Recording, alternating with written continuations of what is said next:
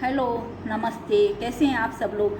आप सभी का आपकी अपने चैनल भाविन एस्ट्रो में बहुत बहुत स्वागत है। इस वीडियो के अंदर हम एक बहुत ही महत्वपूर्ण जानकारी प्राप्त करने वाले हैं कि कैसे आप जानें कि भविष्य के अंदर आपके साथ कोई कब दुर्घटना होने की संभावना बन रही है, कब आपके चोट चपेट लगने का योग बन रहा है या कोई लड़ाई झगड़े होने वाला योग बन रहा है। इसके लिए ये सबसे ज़्यादा ज़रूरी है कि आपको अपनी राशि पता हो। यानी आप कुंडली में, अगर आपको राशि पता नहीं है तो आप अपनी कुंडली बनाएं और फिर देखें कि चंद्रमा कौन सी राशि के अंदर बैठा हुआ है। यानी 1 नंबर की राशि होगी आपकी, चंद्रमा 1 नंबर में बैठा है तो मेष राशि होगी। 2 नंबर में चंद्रमा है कुंडली के अंदर तो वो आपकी वृषभ राशि होगी। अगर चंद्रमा 3 नंबर पे बैठा है कुंडली के अंदर तो वो आपकी मिथुन राशि होगी। अगर 4 नंबर जहाँ लिखा हुआ है कुंडली में वहाँ चंद्रमा बैठा है, यानी चंद्र 6 और ऊपर बिंदी लगी हुई है तो वो आपकी कर्क राशि होगी। अगर 5 नंबर के अंदर चंद्रमा बैठा है तो ये सिंह राशि होगी। अगर 6 नंबर में चंद्रमा बैठा है तो वो कन्या राशि होगी। और अगर 7 नंबर जहाँ लिखा हुआ है वहाँ चंद्रमा लिखा हुआ है तो वो तुला राशि होगी। और जहाँ 8 नंबर है वहाँ चंद्रमा लिखा हुआ है तो वो आपकी वृश्चिक राशि मानी जाएगी। और अगर 9 नंबर के अंदर चंद्रमा है 6 और ऊपर बिंदी तो ये धनु राशि होगी। और जहाँ 10 नंबर लिखा हुआ है वहाँ चंद्रमा है कुंडली के अंदर तो वो मकर राशि होगी। और जहाँ पर 11 नंबर लिखे हैं वहाँ पर चंद्रमा है तो वो कुंभ राशि होगी। और अगर कुंडली के अंदर 12 नंबर लिखा हुआ है और वहाँ चंद्रमा बैठा है तो वो आपकी मीन राशि मानी जाएगी। ऐसे हम हमारी राशि जान सकते हैं। अब हम देखेंगे, जब इसके लिए आपको पंचांग का यूज करना पड़ेगा। आप अपने मोबाइल के अंदर या तो दृक पंचांग डाउनलोड कर सकते हैं, क्योंकि मैं तो दृक पंचांग यूज़ करती हूँ, ये फ्री ऐप है तो आप लोग इसका यूज कर सकते हैं। आप पूरे महीने में देख सकते हैं कि कौन सा दिन आपके लिए बहुत ज़्यादा खराब रहने वाला है। जो मैं कॉम्बिनेशन बता रही हूँ, अगर उसमें से 4 कॉम्बिनेशन होंगे, उसमें से अगर 3 मिल रहे हैं एक दिन तो वो आपके लिए घातक बनेगा। उस दिन आपको बहुत ज़्यादा सावधानी रखनी होगी, क्योंकि उस दिन दुर्घटना की संभावना हो सकती है, कोई चोट चपेट लग सकती है। और अगर आप किसी से मिलने जा रहे हैं किसी ज़रूरी काम से तो आप क्या उससे मतभेद भी हो सकता है, इसलिए आप थोड़ी उस दिन सावधानी रखें। अगर आपकी मेष राशि है तो आपके लिए जिस दिन चंद्रमा गोचर का मेष राशि में हो और फिर मघा नक्षत्र में हो, और अगर एकम तिथि, षष्ठी तिथि या 11 हो, दोनों पक्षों की ये तिथियां हैं वो हो, और मघा नक्षत्र हो और संडे हो, इन चारों में से अगर 3 मिल रहे हैं तो ये आप लोगों के लिए घात चक्र माना जाएगा। उस दिन आपके साथ जो मैंने घटनाएं बताई हैं वो घटित हो सकती हैं, तो आप अपने पूरे महीने का ऐसे करके निकाल सकते हैं। और अगर आपकी वृषभ राशि है तो आपके लिए उस दिन घात चक्र बनेगा जिस दिन जब चंद्रमा कन्या राशि में हो गोचर का, और पूर्णा तिथि हो, यानी पंचमी, दसवीं, और या तो पूर्णिमा हो या अमावस हो, और हस्ता नक्षत्र हो, शनिवार का दिन हो। ये 4 ऑप्शन हैं इसके अंदर। हमने चंद्रमा देखा, तिथि देखी, नक्षत्र देखा और डे देखा। तो इन चारों में से अगर 3 मिल रहे हैं एक दिन तो वो दिन आपके लिए घातक होगा। उस दिन आपको सावधानी रखनी होगी। अब जानते हैं मिथुन राशि के लिए कौन सा घात चक्र बनता है। मिथुन राशि है तो आपके लिए घात चक्र बनता है गोचर का चंद्रमा अगर कुंभ राशि में हो, सोमवार का दिन हो, भद्रा तिथि हो, यानी द्वितीया, सप्तमी या द्वादशी, ये दोनों पक्षों की तिथियां हैं, वो हो, सोमवार हो और स्वाति नक्षत्र हो।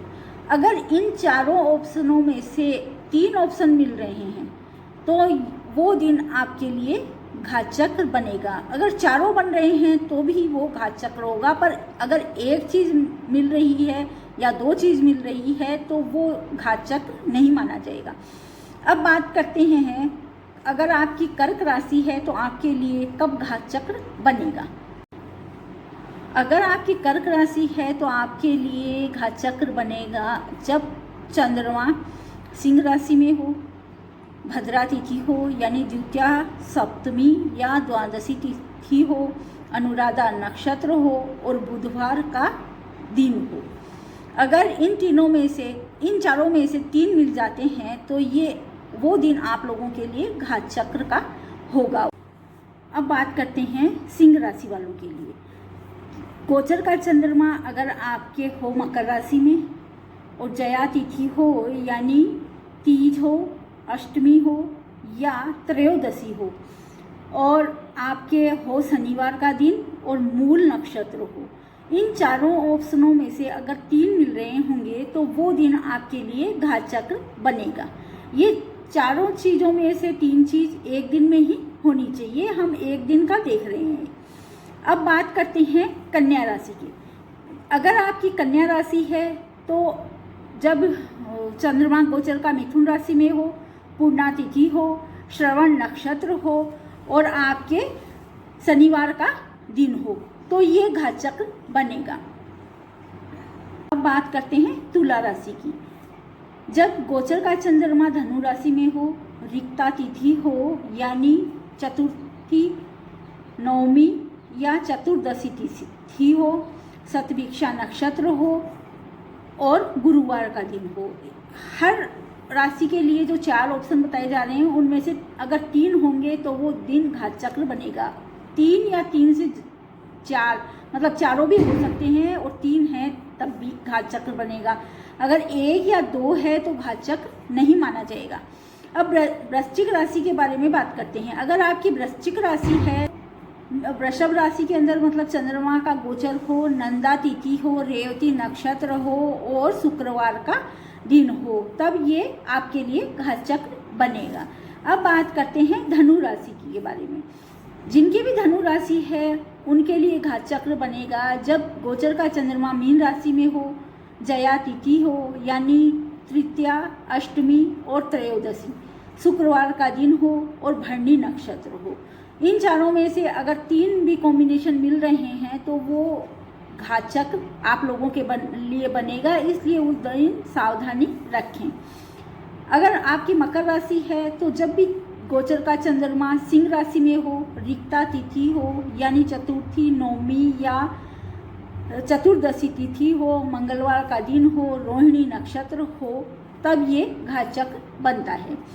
अगर आपकी मकर राशि है तो जब गोचर का चंद्रमा सिंह राशि में हो, रिक्ता तिथि हो और मंगलवार का दिन हो, रोहिणी नक्षत्र हो, तब ये घात चक्र बनता है।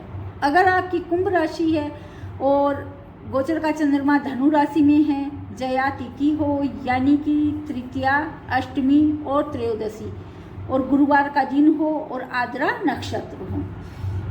अगर आपकी मीन राशि है तो आप लोगों के लिए घात चक्र बन रहा है अगर चंद्रमा का गोचर कुंभ राशि में हो, पूर्णा तिथि हो यानी पंचमी, दशमी या पूर्णिमा या अमावस और शुक्रवार का दिन हो और आश्लेषा नक्षत्र हो।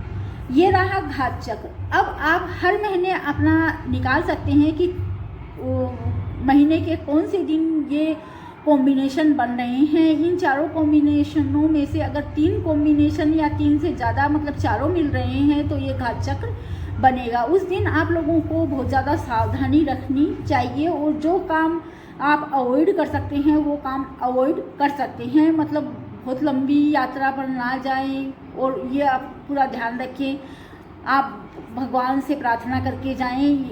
ऐसा कुछ हम सावधानी बरत सकते हैं। और अगर जहाँ पर मतभेद होने की संभावना लग रही है आपको तो आप ये ध्यान रखकर कि भैया आज अपना घात चक्र था इसलिए मतभेद हो सकता है, तो उस बारे में थोड़ा सा गम खींचें और शांति बनाई रखें। ये रहा मेरा घात चक्र के ऊपर छोटा सा वीडियो।